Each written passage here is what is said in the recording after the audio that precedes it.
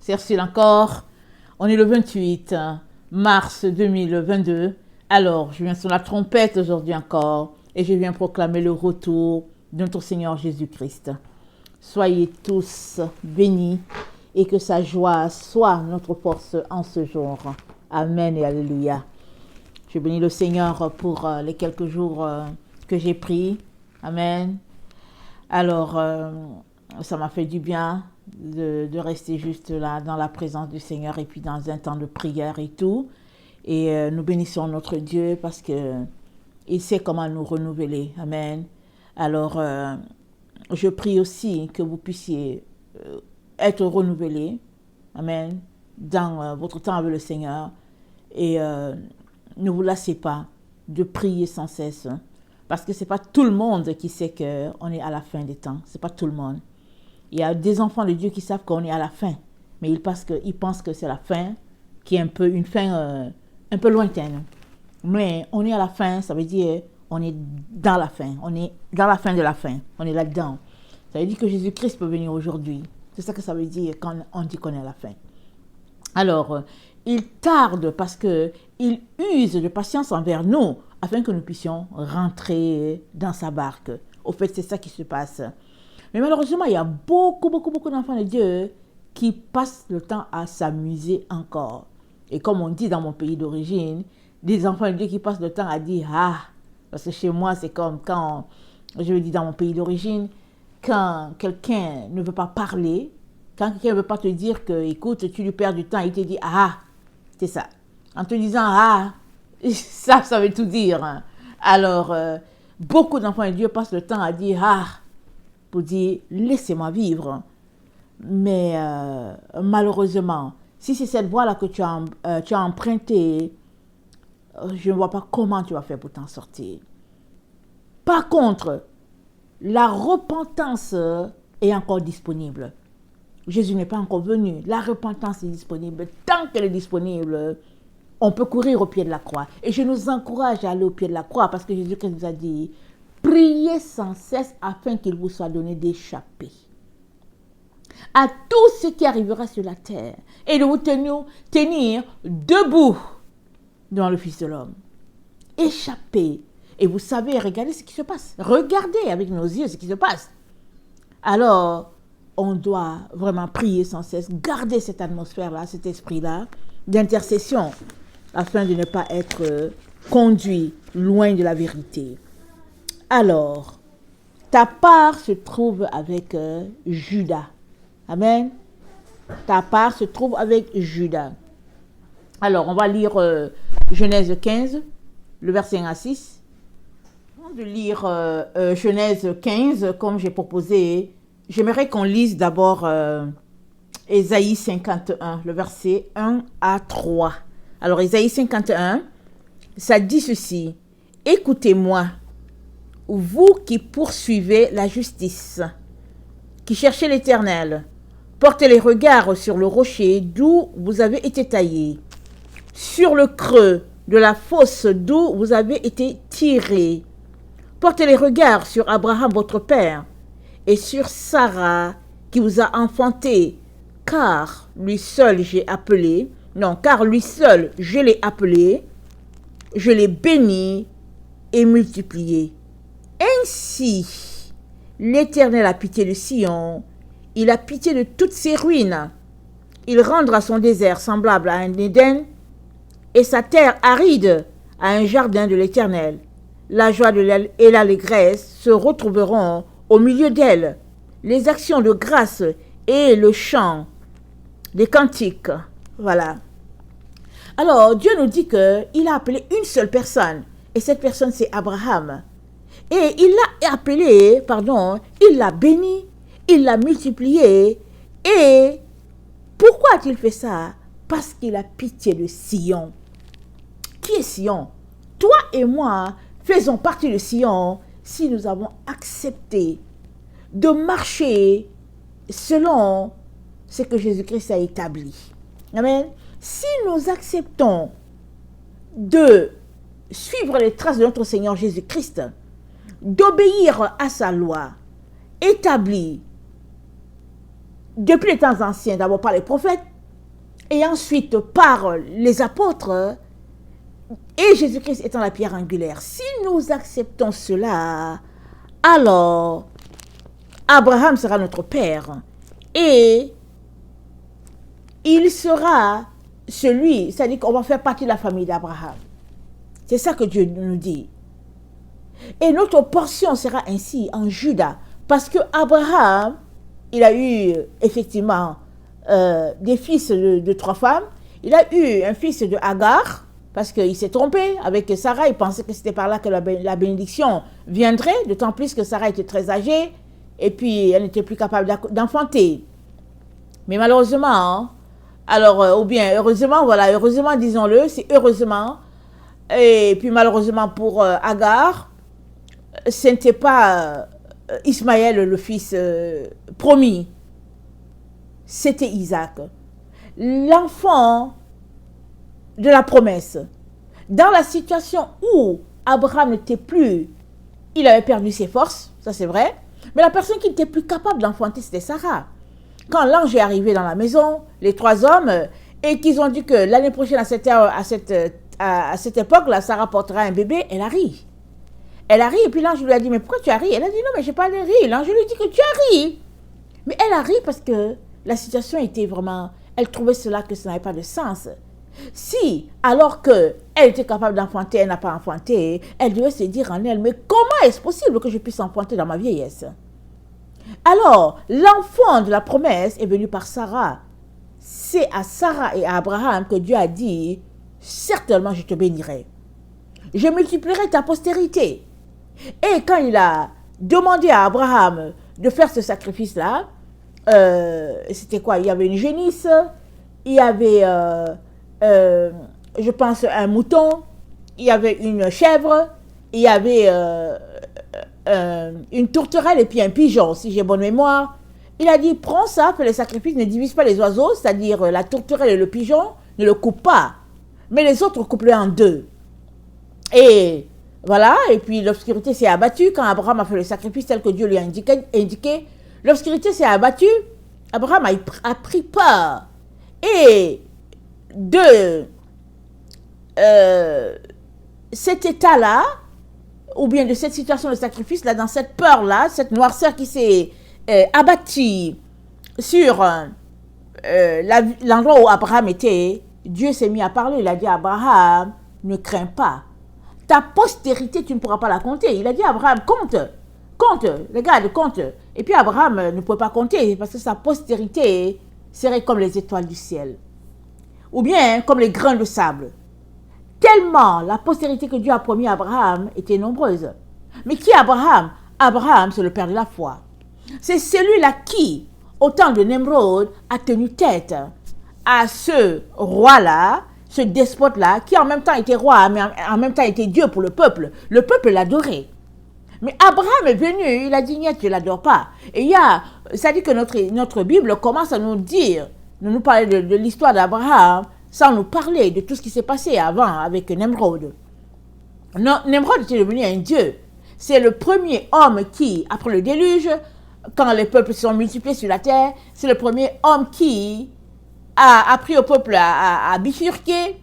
C'est le premier homme qui s'est fait adorer comme Dieu, si bien qu'il s'est mis à tuer les enfants. Oui, on tuait les enfants, on les tuait, on les exterminait. Et la maman d'Abraham a décidé de cacher sa grossesse. Elle a décidé qu'elle n'allait pas tuer celui qu'elle avait dans le ventre. Et finalement, il est sorti de là un garçon. Et pourquoi est-ce que Nemrod avait décidé de tuer tous les garçons? C'est que, comme il était un sorcier, un magicien, tout ce qu'on peut imaginer, ces démons lui ont dit, il y a un garçon qui va venir et ce garçon-là va te supplanter. Ce garçon-là va faire que les êtres humains vont découvrir le vrai Dieu. Ce garçon-là qui va naître va faire que les êtres humains vont arrêter de t'adorer toi en tant que leur Dieu. Parce que ce jeune homme-là qui va venir, cet enfant-là qui va venir, il va montrer le chemin de la lumière aux êtres humains. Et ça, c'est Abraham. Alors, je ne vais pas entrer dans les détails, mais ça, c'est Abraham. Voilà pourquoi Dieu l'appelle le père de la foi. D'abord, sa mère a usé de foi, elle l'a caché.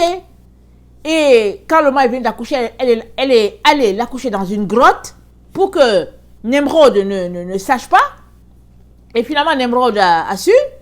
Et finalement, Abraham a été jeté dans une fournaise de feu avec son frère, je pense, avec son frère. Et je pense pendant 2 ou 3 jours, la fournaise était vraiment ardente. Parce que le roi Nemrod voulait tuer Abraham et son frère. Mais le frère d'Abraham est mort. Parce que il était hypocrite. Quand il était avec Abraham, il disait à Abraham, c'est ton Dieu qui est le vrai Dieu. Quand il se retrouvait avec les autres, il allait adorer Nemrod. Alors, quand ils ont été jetés dans le feu, son frère est mort sur le coup, le feu l'a cramé. Mais Abraham n'est pas mort. Il est resté là-bas le nombre de jours où le feu brûlait. Je pense que c'était 2 ou 3 jours. Finalement, le roi Nemrod a dit, faites-le sortir. Et quand il est sorti, le roi Nemrod a dit, c'est le Dieu d'Abraham qui est le vrai Dieu. Il a donné des présents à Abraham. Et puis bon, voilà, il lui a donné plein de choses. Et puis, donc, c'est ça. Et Dieu a dit à Abraham, quitte de là. Va-t'en de là. Et je vais t'indiquer l'endroit où tu vas vivre. Va dans le pays que je vais t'indiquer. Quitte. Donc, c'est comme ça qu'Abraham est parti. Il a pris Sarah. Il a pris Lot, le fils à son frère. Il est parti avec son père. Ils sont allés s'établir, je ne sais plus où, à mi-chemin. N'est-ce pas? Il s'est établi à mi-chemin parce que son père est parti avec lui. Et en cours de route, son père continuait d'adorer ses divinités. Continuait de pratiquer ses sortilèges. Et Dieu a donc dit à Abraham, sors de là, va-t'en. Je t'ai dit de sortir, je t'ai dit de t'en aller. Sors de là immédiatement et va-t'en. Et Abraham s'est levé de là, de la maison de son père où il était, pour partir. Et à peine est-il sorti que le feu est descendu du ciel, le feu a brûlé et cramé la maison de son père. Allez, on n'a plus jamais entendu parler, ça a tout tué. La maison, le père, le bétail, tout ce qui appartenait au père d'Abraham a péri sous le feu que Dieu a envoyé. Parce que le père d'Abraham, il était toujours là, en train de faire ses divinations, et puis il poussait toujours son fils à aller dans le domaine que Dieu ne voulait pas. Et Abraham disait toujours à son père, papa, c'est pas tes dieux là qui sont les dieux, le vrai Dieu existe. Alors, voilà un peu l'histoire d'Abraham, et Dieu l'a appelé le père de la foi. Et ton héritage est la mienne, elle est en Abraham, si nous marchons par la foi. Si nous avons mis notre espérance en ce Dieu-là. Alors, Abraham, c'est le Dieu, Abraham, c'est le père de ceux qui adorent le vrai Dieu. Amen. Et de ceux qui ont décidé de marcher sur le chemin droit et le chemin étroit. Alors, dans la descendance d'Abraham, il y en a ceux qui sont de sang, dans la lignée d'Abraham. Il y a les autres qui sont par la foi, comme vous et moi. Toujours est-il que ceux qui sont dans le lien de sang avec Abraham, s'ils sont appelés fils d'Abraham, c'est parce qu'ils ont aussi la foi et ils ont d'abord la foi, disons-le. Ils ont d'abord la foi. Et leur sang étant le même lien qu'Abraham, ils sont ses fils, doublement si on peut le dire. Mais toi et moi, nous sommes fils d'Abraham par la foi. Et Dieu s'attend à ce que dans les temps dans lesquels nous sommes, nous puissions marcher par la foi et plus que cela, que nous puissions garder notre espérance jusqu'au retour de notre Seigneur Jésus-Christ. Abraham, il a vécu pendant une époque, Dieu lui a dit que sa descendance sera esclave en Égypte, et puis bon, voilà, Dieu lui a raconté.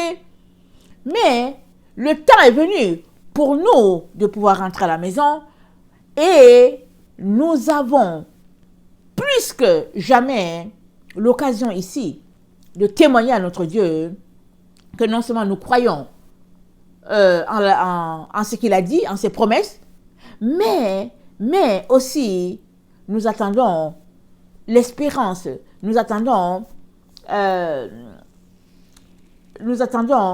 la Nouvelle Jérusalem. Voilà. Comment la Nouvelle Jérusalem va s'établir sur la terre, nous sommes en attente de cela. Nous espérons en cela. Et Dieu nous dit que notre part, amen, notre victoire se trouve en Juda. Alors, mais qui est Juda? Juda, évidemment, on connaît l'histoire. Il y a eu Abraham. Après Abraham, il y a eu Isaac. Après Isaac, il y a eu Jacob. Et Jacob, c'est lui qui a été appelé Israël. Et Israël a eu 12 garçons. Il a eu une fille, je pense Dina. Elle est morte à un moment donné. Je pense qu'elle n'a pas fondu de famille. Elle est morte à des circonstances là. Elle est morte. Donc il avait donné 12 garçons. Et c'est les 12 qui forment les tribus d'Israël. Alors, dans les 12, Jacob, ou bien Israël, a prophétisé sur chacun.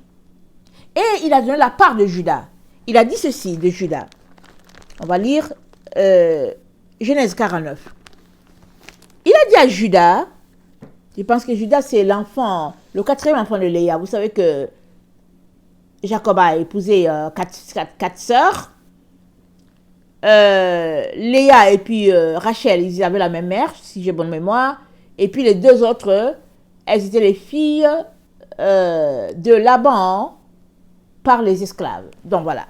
Leur mère, en tout cas, ils ont grandi dans la cour en tant que des esclaves, mais bon, voilà. Les 2 sont venus en tant que servantes, l'une de Léa, l'autre de Rachel. Et puis bon, donc quand ta maîtresse a trop confiance en toi, dans cette culture-là, elle te dit, allez, va avec mon mari. Et puis donc voilà. Alors c'était leur culture. Et finalement, donc, Jacob s'est retrouvé à être le mari de 4 filles, de 4 sœurs. Donc, Dieu merci qu'il a établi la loi, qu'il a dit, un homme pour une femme, pas d'adultère. Dieu merci. Mais en ce temps-là, en tout cas, voilà ce qui s'était passé pour Jacob. Alors, au moment de la bénédiction de ses enfants, voilà ce que Jacob a dit. Il a dit, le verset 8, Judas, tu recevras les hommages de tes frères. Ta main sera sur la nuque de tes ennemis. Alléluia. Ta main, elle sera sur la nuque de tes ennemis. La nuque, c'est où? C'est au niveau de la tête. C'est en arrière de la tête. Ta main sera sur la nuque de tes ennemis. Les fils de ton père se prosterneront devant toi. Judas est un jeune lion. Tu reviens du carnage, mon fils. Il ploie les genoux. Il se couche comme un lion, comme une lionne qui le fera lever. Qui le fera lever, il se couche. Le sceptre ne s'éloignera point de Judas, ni le bâton souverain d'entre ses pieds, jusqu'à ce que vienne le Shilo et que le peuple lui obéisse. Le Shilo, c'est celui à qui la domination revient. C'est ça le Shilo.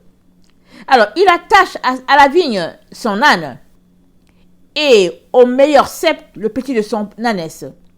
Il lave dans le vin son vêtement et dans le sang des raisins son manteau. Il a les yeux rouges de vin et les dents blanches de lait. Donc voilà Judas. Alors, il dit que la main de Judas sera sur la nuque de ses ennemis. Alors, quand la main est sur la nuque, ça veut dire que tu tiens vraiment la tête de ton ennemi là, de telle sorte qu'il ne peut pas bouger. Tu le tiens assujetti. Et ça nous rappelle ce que Dieu a dit à la femme dans Genèse 3,15, que Dieu a dit au serpent. Il a dit au serpent, on va le lire, il a dit au serpent, je mettrai une inimitié entre toi et la femme, entre ta postérité, la postérité du serpent, et sa postérité. Celle-ci t'écrasera la tête et tu lui blesseras le talon. La postérité de la femme va écraser la tête du serpent. Alors, la prophétie sortie de la bouche de Jacob est en train de nous dire que la tête du serpent sera écrasée via la lignée de Judas. C'est ça que c'est en train de dire. Et nous savons tous que quand Jésus-Christ est venu sur la terre, Jésus-Christ qui est Dieu, il est venu, il est descendu dans la lignée de Judas. Alors, il allait jusqu'à la croix. Il a arraché principauté, domination. Il leur a arraché tout leur pouvoir qu'ils avaient. Et il a remis ça à l'être humain. De telle sorte que désormais, si tu donnes ta vie à Jésus-Christ, la mort n'a aucun pouvoir sur toi. Mais il ne s'agit pas de donner la vie juste du bout des lèvres pour dire je donne ma vie à Jésus et après faire ce que tu veux. Donner sa vie à Jésus-Christ, ça veut dire renoncer à tout pour Jésus-Christ. C'est ça que ça veut dire donner sa vie à Jésus. c'est renoncer à tout et à tout pour servir ce Jésus-là, pour lui appartenir complètement. Et Dieu te dit que ta victoire à toi, elle ne sera possible que si tu passes par Judas. C'est la seule condition pour toi pour que tu puisses avoir cette victoire. Sinon, tu seras défait. Parce que, qu'est-ce que Jacob a dit de la part de l'Éternel? Il a dit, le verset 10, le sceptre ne s'éloignera point de Judas. Ça ne va pas s'éloigner de Judas, ni le bâton souverain d'entre ses pieds. Ça ne va pas s'éloigner. Judas va régner jusqu'à le Shiloh va venir. Et quand le Shiloh vient, c'est la fin. Dès que le Shiloh arrive, ce sera la fin. Et qui est le Shiloh? Le Shiloh, j'ai dit, c'est celui à qui la domination revient.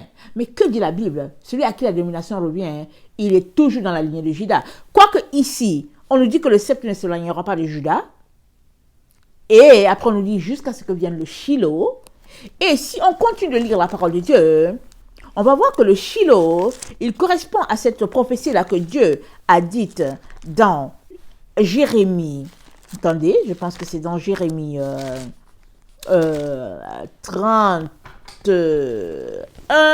Attendez.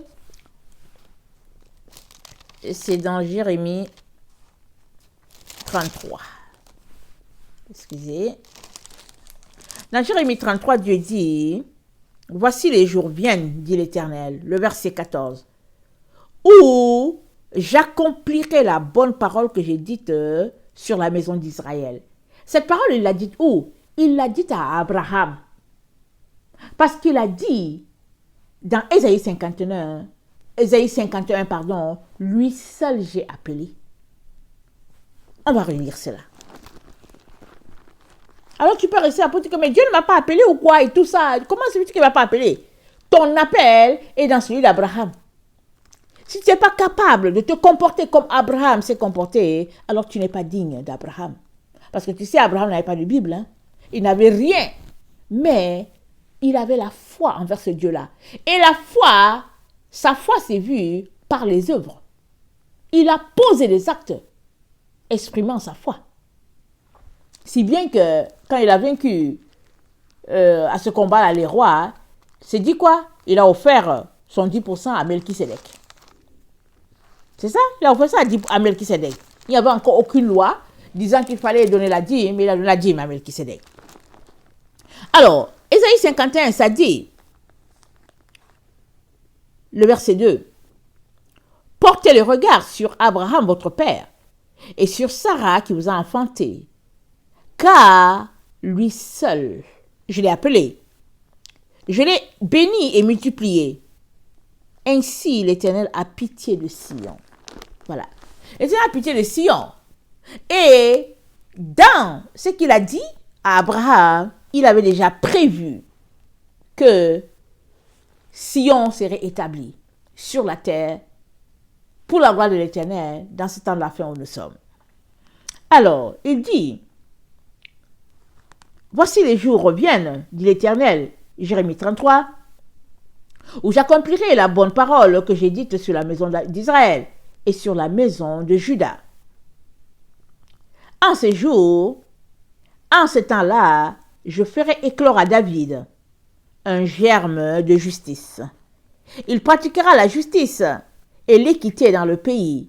En ces jours-là, Juda sera sauvé. Jérusalem aura la sécurité dans sa demeure.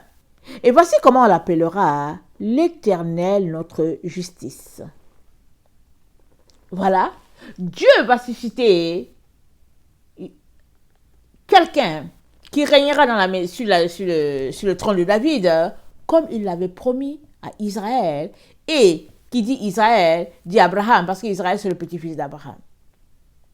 Alors, là où nous sommes là où l'humanité est rendue, toi et moi là, qui avons été sauvés par grâce par notre Seigneur Jésus-Christ, si nous ne saisissons pas encore ce que Dieu est en train de nous dire, il y a un problème.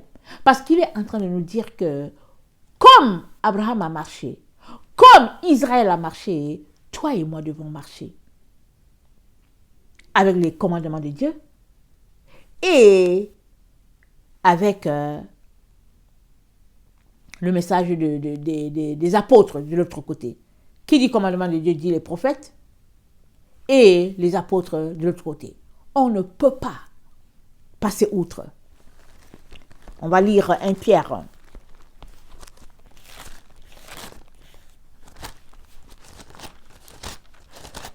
Excusez-moi. Je pense que c'est 1 Pierre 2.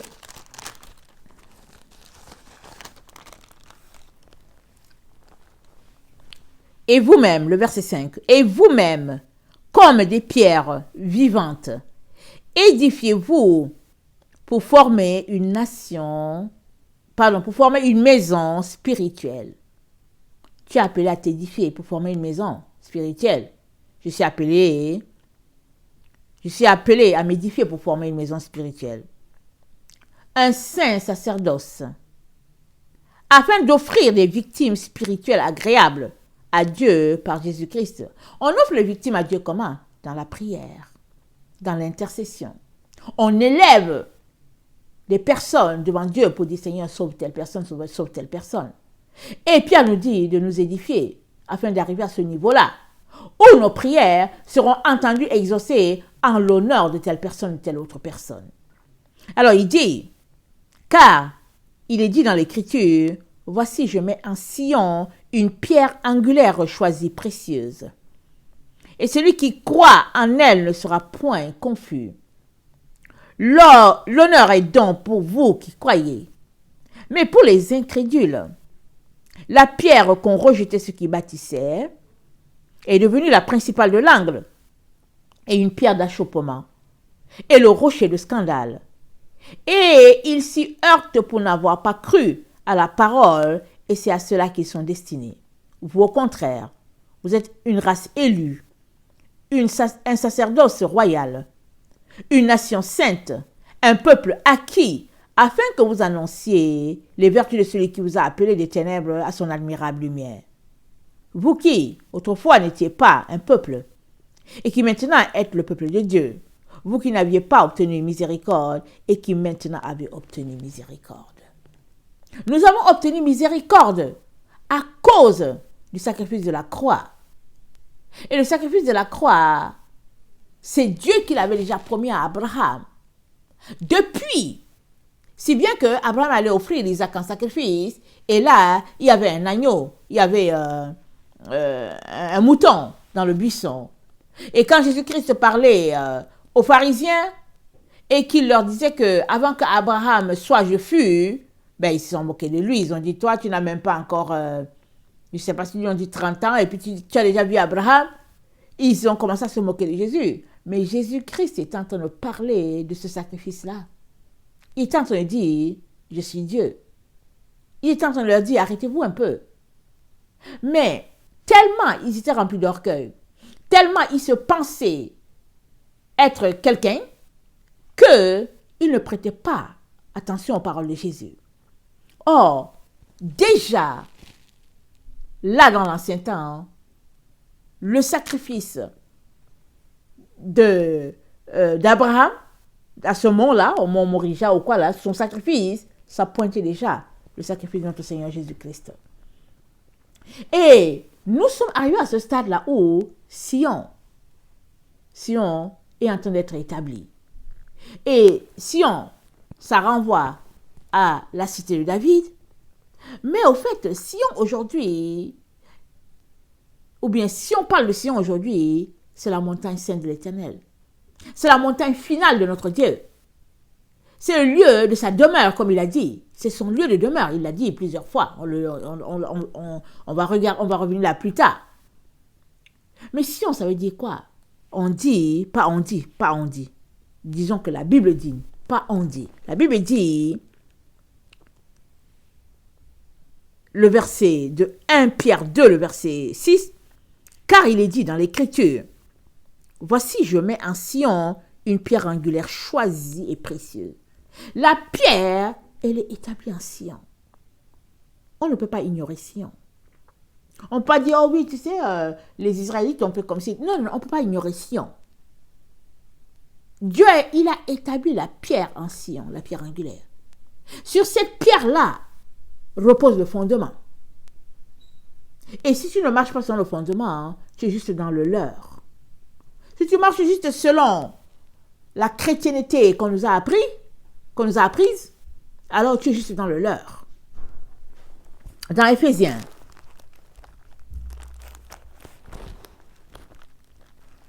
deux,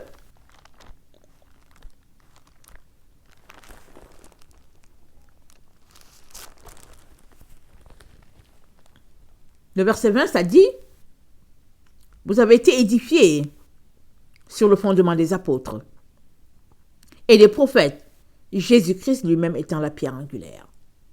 Voilà, la pierre angulaire dont Pierre parle fait référence à Jésus-Christ. Il est la pierre angulaire. En lui, tout l'édifice, bien coordonné, s'élève pour être un temple saint dans le Seigneur. En lui, vous êtes aussi édifiés pour être une habitation de Dieu en esprit. Tu es une habitation de Dieu en esprit. Ça veut dire que tu dois te dépouiller de toutes les futilités de ce monde. Tu dois te dissocier de toutes les choses qui se passent sur cette terre qui n'ont pas le cachet de notre Seigneur Jésus-Christ. Tu dois tourner le doigt à tout cela. C'est ça que c'est dit. Alors seulement, tu seras fils d'Abraham. Parce que tu ne peux pas en même temps avoir le monde et en même temps être descendant d'Abraham. Parce que est descendant d'Abraham, celui qui a accepté de marcher comme Abraham a marché, en révérence, en crainte devant ce Dieu-là. Dans Zacharie,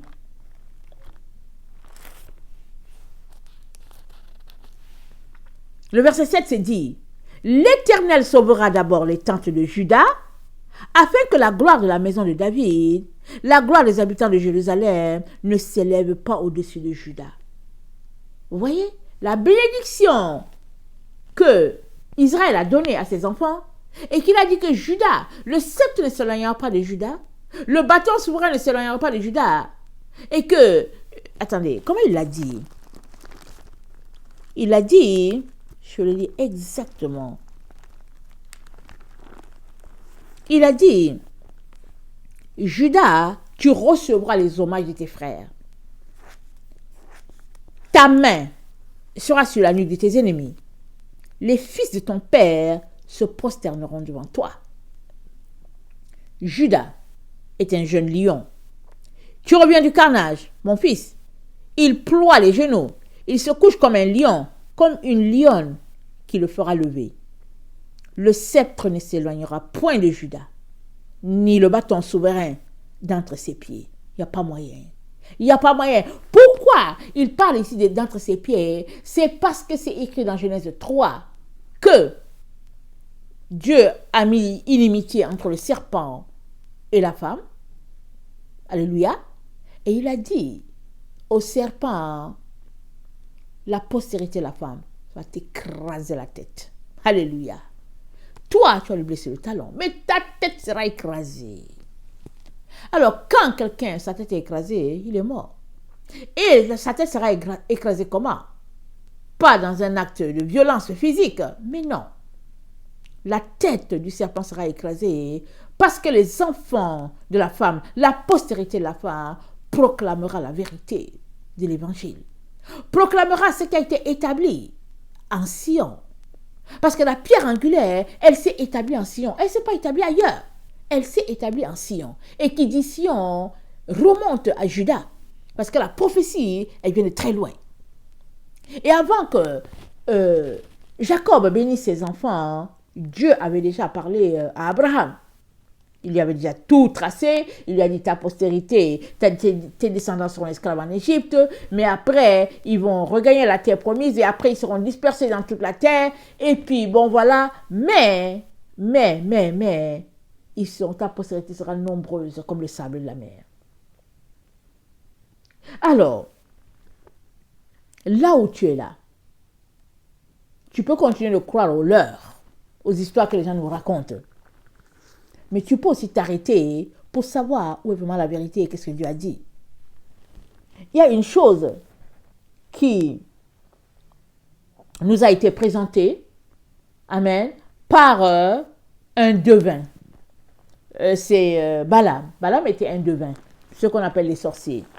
Alors on peut s'arrêter pour dire que, mais comment est-ce que Dieu donne des révélations aux sorciers? Vous savez, les sorciers, ils ont beaucoup de révélations. Beaucoup. Pourquoi? Parce qu'ils fonctionnent avec le diable. Ils s'en vont prendre ce que Dieu a, mais c'est parce qu'ils l'ont pris, ils l'ont usurpé. Ils l'ont pris de la façon fausse. Et ils utilisent ça contre les enfants de Dieu. C'est pourquoi ils sont des sorciers. Alors, Balaam a été appelé pour maudire Israël. Et Dieu a dit, ok, où le maudit Israël? Allons-y, je vais te montrer quelque chose. Et Balaam est sorti de là en disant qu'Israël ne peut pas être maudit, parce que Dieu l'a béni. Balaam s'est rendu compte. Et dans ces histoires d'aller voir, d'aller sculpter, pas sculpter, d'aller faire ses scories, Balaam a vu ceci de Judas. Il a dit, c'est, attendez, Nombre 24, le verset 3, Balaam a dit, Balaam prononça son oracle et dit, parole de Balaam, fils de Béor, parole de l'homme qui a l'œil ouvert, parole de celui qui entend les paroles de Dieu. Ah, il a toute une éloge pour lui. De celui qui voit la vision du Tout-Puissant. De celui qui se prosterne et dont les yeux s'ouvrent. Qu'elles sont belles, tes tentes, ô Jacob. Tes demeures, ô Israël. Elles s'étendent comme des vallées, comme des jardins près d'un fleuve, comme des aloès que l'Éternel a plantés, comme des cèdres le long des eaux. L'eau coule de ses seaux, et sa semence est fécondée par d'abondantes eaux. Écoutez bien, l'eau coule de ses eaux, et sa semence est fécondée par d'abondantes eaux. Tu veux que la parole de Dieu soit pleine en toi? Alors lis-la, alors lis-la, alors lis-la, parce que ce n'est que comme ça que tu enverras la semence abondante en toi. Il n'y a pas un autre moyen. C'est écrit, c'est dit, sa semence est fécondée par d'abondantes eaux. Son roi s'élève au-dessus d'Agag, et son royaume devient puissant. Dieu l'a fait sortir d'Égypte. Alléluia. Il est pour lui comme la vigueur du buffle. Il dévore les nations qui s'élèvent contre lui. Il brise leurs os et les abat de ses flèches. Alléluia. Il ploie les genoux. Il se couche comme un lion, comme une lionne. Qui le fera se lever? Non, qui le fera lever? Béni soit quiconque te bénira. Et maudit soit quiconque te maudira. Mais il dit quoi? Quand il prononçait son oracle, il a dit que tes tentes sont belles, ô Jacob. Et Jacob, en bénissant, nous a dit, la bénédiction, le sceptre royal viendra par Judas. Là où tu es là, je ne sais pas qui gère ta vie, comment tu l'organises, mais tu dois savoir que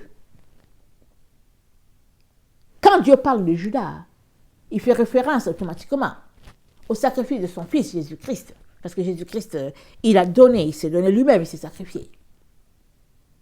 Mais il faut que tu saches que si tu ne donnes pas ton 100%, alors tu n'as encore rien donné à Jésus. Parce que Jésus-Christ a dit quoi? Si quelqu'un veut venir après moi, qu'il renonce à lui-même. Alléluia. Qu'il se charge de sa croix. Et qu'il tu as besoin de vraiment renoncer à toi. Complètement. Pour que dans ce temps de la fin où nous sommes, que tu sois grandement protégé. Parce que tout nous montre que le combat est intense. Le combat est intense, c'est un combat, le combat de la fin, il est intense. Apocalypse 12 nous présente la situation dans laquelle nous nous trouvons, où toute l'humanité se trouve. Alors, il y a une femme qui est enceinte, qui attend d'accoucher, et le dragon se dresse devant. Et qui est le dragon? C'est dit que c'est le serpent ancien. Apocalypse 12, le verset 7. C'est le même là qui a trompé Ève là. C'est le même. Il a grandi, il s'est développé jusqu'à est devenu un dragon. Alors, il y a deux personnes qui se confrontent ici. Il y a deux maisons, il y a deux esprits qui se confrontent. L'esprit de la femme et l'esprit du serpent. Pourquoi est-ce que c'est très important que tu sois du bon côté? Parce que la Bible nous dit que Michael est venu au secours des enfants de la femme. Alors, le serpent a fait la guerre, il a fait la guerre.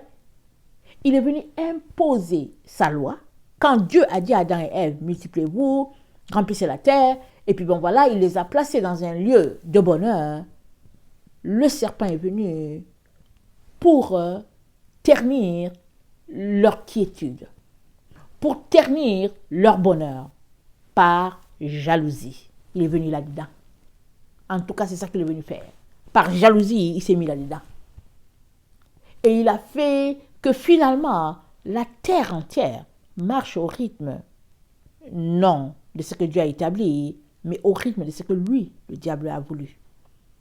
Et nous sommes dans le temps où Dieu est en train de dire qu'on va entrer dans le nouveau monde, un monde de bonheur, un monde là où il n'y aura plus cette dualité-là. Alors il te demande à toi de marcher sur le droit, de quitter la voie indiquée par Satan dans le jardin d'Éden, cette voie où il a dit mais non, tu peux manger l'arbre de la connaissance du bien et du mal, et que bon, si tu manges, tes yeux vont s'ouvrir, c'est ça qu'il a dit. Or, en mangeant cet arbre-là, bien et mal, il a tout simplement dirigé le couple à la perdition. C'est comme ça qu'ils ont perdu leur gloire. Alors qu'ils étaient tout simplement dans la présence de Dieu, vraiment se délectant des grâces divines, ils ont perdu. Ils se sont rendus compte qu'ils étaient dans la honte. Et Dieu lui-même est venu les habiller. Et aujourd'hui encore, il t'a habillé, notre Dieu, par la mort de Jésus-Christ à la croix. Dieu t'a habillé complètement. Il a changé ton nom, il t'a donné une espérance nouvelle, il a tout changé en toi et il t'a dépouillé de toutes ces dominations-là, les principautés, les démons. Il a tout payé pour que tu sois un homme libre. Mais il te demande une chose. Il te dit de venir à lui en laissant ces choses-là loin de toi. Devenant à lui purifié, sanctifié, propre. C'est ça qu'il te demande. Alors, si tu as compris son message et que c'est ça que tu fais, alléluia, bravo. Mais si tu n'as pas compris son message, alors sache que Jésus-Christ ne va pas t'accepter. Parce que le monde va retourner au stade où c'était avant. Parce que si tu veux que Jésus-Christ t'accepte alors que tu as décidé de marcher selon Babylone, sur le dragon, ça ne marche pas. Tu es en train de dire seulement à Jésus, Jésus, tu sais quoi, retournons à comme c'était avant. Mais Jésus-Christ a dit, non, ça suffit. Quand le temps fixé pour lui est arrivé, il est venu sur la terre. Il a accompli ce qu'il devait accomplir, afin que le plan de Dieu de séparer le jour d'avec la nuit puisse s'accomplir. Et nous sommes dans la nuit. Vous voyez, on est complètement dans la nuit. Et la séparation va se faire. Les enfants du jour se retrouveront dans le millénium pour commencer le 8e jour. Et ceux qui auront aimé ce monde, ils seront livrés à ce monde. À Azazel et tous les démons, ils seront livrés. Et Dieu te dit de ne pas mener une chrétienté à double voie. Il te dit de suivre non le chemin vaste et large, mais de suivre le chemin étroit.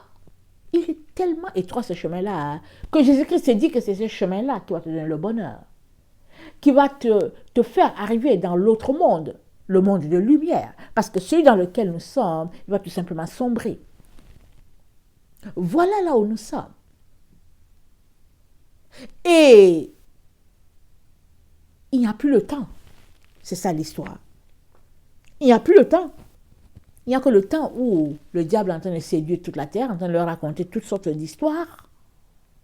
Et toi, tu dois aller à contre-courant pour pouvoir te retrouver dans l'autre monde.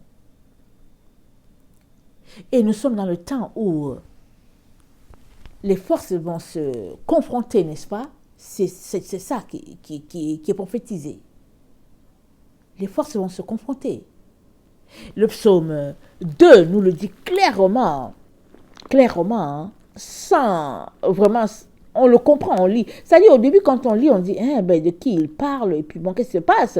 Mais quand on lit un psaume tout court, on comprend qu'il y a un combat bien préparé là pour l'époque de la fin dans laquelle nous vivons. C'est dit dans le psaume 2. Pourquoi ce tumulte parmi les nations? Ces vaines pensées parmi les peuples? Pourquoi les rois de la terre se soulèvent-ils? Et les princes se liguent-ils avec eux contre l'Éternel et contre son oint? Brisons leurs chaînes, leurs liens. Délivrons-nous de leurs chaînes. Celui qui siège dans les cieux rit. Le Seigneur se moque d'eux. Puis il leur parle dans sa colère. Il les épouvante dans sa fureur. C'est moi qui ai oint mon roi. Sur Sion, ma montagne sainte. Je publierai le décret. L'Éternel m'a dit, tu es mon fils. Je t'ai engendré aujourd'hui.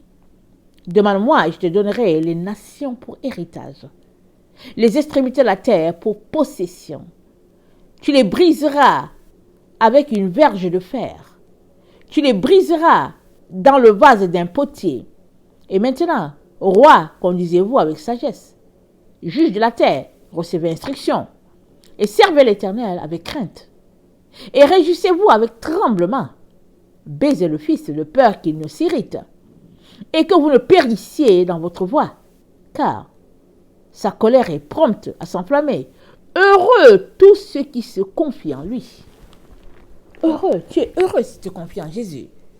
Parce que si tu te confies en Jésus, ça veut dire que tu as choisi de renoncer à toi-même et de suivre le chemin étroit, celui-là indiqué par le Père. Et tu es heureux. Et il est très très important que tu puisses alerter les autres aussi autour de toi. Parce que si tu es heureux, il faut aussi que les autres soient heureux. Mais maintenant, si tu n'es pas heureux, regarde qu'est-ce qui gruge ton bonheur. Très souvent, c'est le fait que tu veux un peu du monde. Tu veux un peu de Dieu. Tu ne peux pas, malheureusement. Malheureusement, tu ne peux pas. Alors, il est donc très, très, très important que tu puisses choisir. Et moi, je t'encourage à choisir Jésus-Christ. C'est lui la vérité. C'est lui le chemin. On l'a vu dans la prophétie de Jacob à Judas. Il a dit le sceptre ne s'éloignera pas de Judas. Mais il a dit, Judas, tu recevras les honneurs de tes frères. Et Judas, ça veut dire porte. Ça veut d'abord dire éloge. Ça veut dire porte, parce que vous savez, Léa souffrait beaucoup. Et quand elle a eu Judas, elle a dit louange. Et Judas, c'est la porte. Et Jésus-Christ, il a dit, quand il est venu, il a dit, je suis la porte. Question de dire aux gens, écoutez, je suis celui dont Judas parlait, je suis celui dont la prophétie parlait. Mais les gens l'ont méprisé, les gens l'ont vraiment piétiné, et pour finir, ils l'ont cloué. Mais ils ne savaient pas qu'en le clouant, ils étaient en train d'accomplir le plan de Dieu. Alors, je viens vraiment t'encourager à faire le ménage, à mettre les points sur les i dans ta vie, et à réaliser surtout que nous sommes à la fin. Il n'y a plus le temps. Même si les médias te font croire qu'il y a le temps, même si la situation sur la tête te fait croire qu'il y a le temps, tout ça c'est fait pour te maintenir dans le flou. Parce que Jésus-Christ, quand il transformera le corps de ses enfants en corps incorruptible, tu vas juste regarder. Tu seras étonné, tu vas dire, mais qu'est-ce qui s'est passé? Mais c'est parce qu'on t'a fait croire autre chose. Pendant que tu es en train de courir dans une autre direction, Jésus-Christ est tout simplement en train d'assembler ses enfants. Je viens t'encourager vraiment à te réveiller, à te secouer et à prendre le plus rapidement le chemin du dépouillement. Que le Seigneur te bénisse et puis qu'il nous donne à tous vraiment de nous dépouiller et nous dépouiller. C'est le seul langage que nous avons. Amen. Que le Seigneur vous bénisse. Je vous aime beaucoup et Dieu davantage. Maranatha, Jésus revient. Amen et Amen. Soyez bénis. Alléluia.